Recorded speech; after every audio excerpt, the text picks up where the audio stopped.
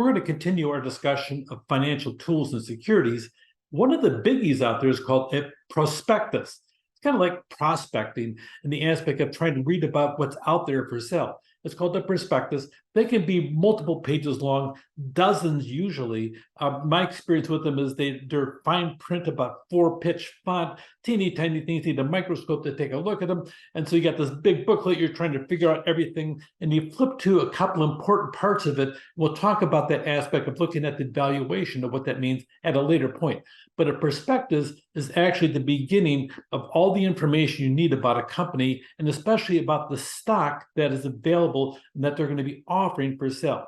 You have to register with the Securities and Exchange Commission, and with that, they either approve or disapprove. There's a whole series of processes that you have to follow to do this, and that's what you have your different bankers for, to sit down there and make certain that's properly followed. So it's the initial document, it's issued and is sent to the SEC, and it's considered to be a draft document. And then there's a whole series of sales presentation. We call it the roadshow, and you're out there selling your stuff. By the time you're done with an IPO, your chief executive officer, they're almost sucked away from their job, anywhere from 8 to 12 months in the process of just trying to pitch their stuff, pitch, trying to get initial people involved to say, oh, we got this great thing coming over here. We want your money. Give us your money. Yes, here's why you should give us your money. Look at the potential returns. And it is nothing but a giant sales show. And the CEOs out there, as a whole team, it sucks away a lot of time. There's an alternative to that. We'll talk about that in just a little bit and probably do a more formal presentation on it. But with that being said, the roadshow is a big thing. They want to build the hype and the sell between buy stock, and you too can be wealthy just like me and drive a Bentley. Yes. Well, not a Bentley. I'd rather drive a Rolls, but it's my thing. I have a couple in the garage anyway. So that being said, the Securities Exchange Commission, they ensure proper disclosure. And once it's all done and it's all compiled, then they accept the registration, and the final prospectus is there. In the final prospectus, you have the price of the security, the underwriting discount, how much it costs, proceeds to the company, and the most recent financial information on it. That's called the final prospectus.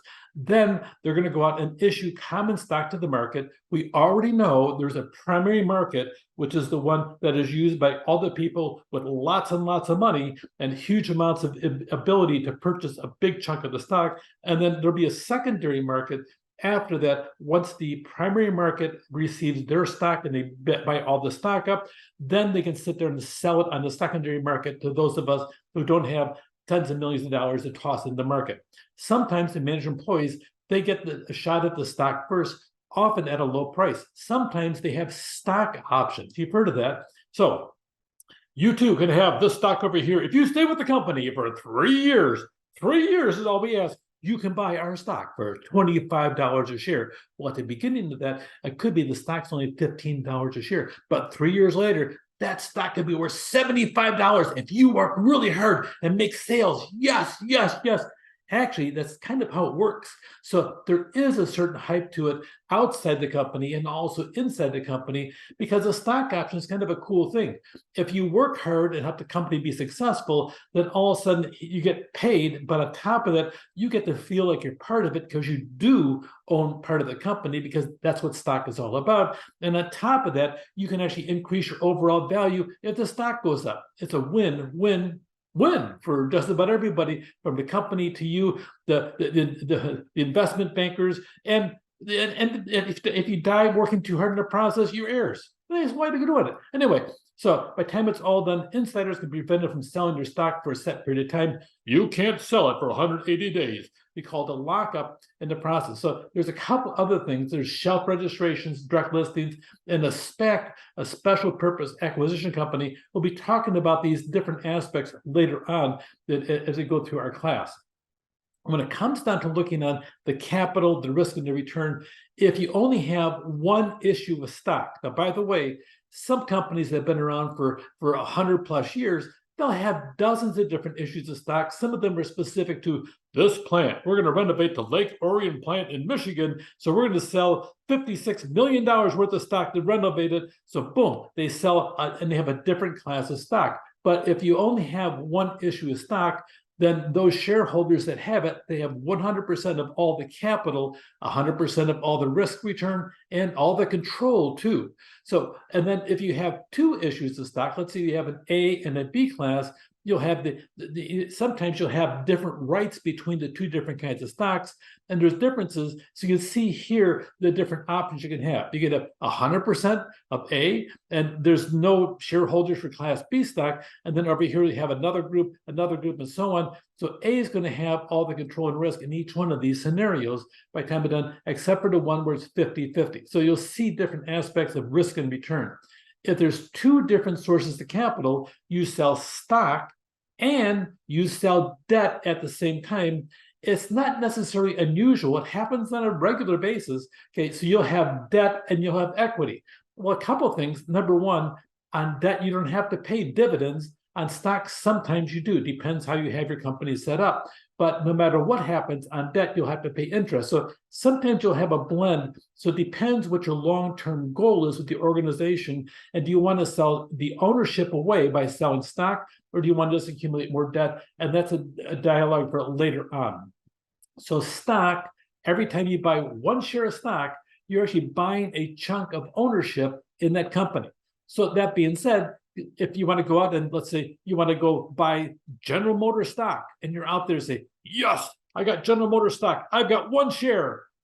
Okay, they have millions of shares. I want to go get Rio Tinto stock. Yes, a mining company. So that being said, I want to sit down, be in the cutting edge of lithium for lithium batteries. Yes. So I'm going to go out, I'm going to buy some Rio Tinto stock. Yes. So you buy a share, then you buy 10. Normally, you actually want to buy a lot of stock, by lot, L-O-T. Okay, so that being said, you buy 100 shares. You don't want to have a broken lot because there's a small fee for that, but you buy 100 shares of it. So you sit down and you watch it and you see it grow. But if you buy 100 shares of common stock, you have ownership into the company and you're actually a part owner. You can take pride in that. Then you can also squeak a little bit because there's an annual meeting with the board of directors. And so you have that. So you can squeak if you want to, because you have a legal right to sit down and have a say in the ownership of the company. And the more shares you have, then the more say that you have and the more votes that you have.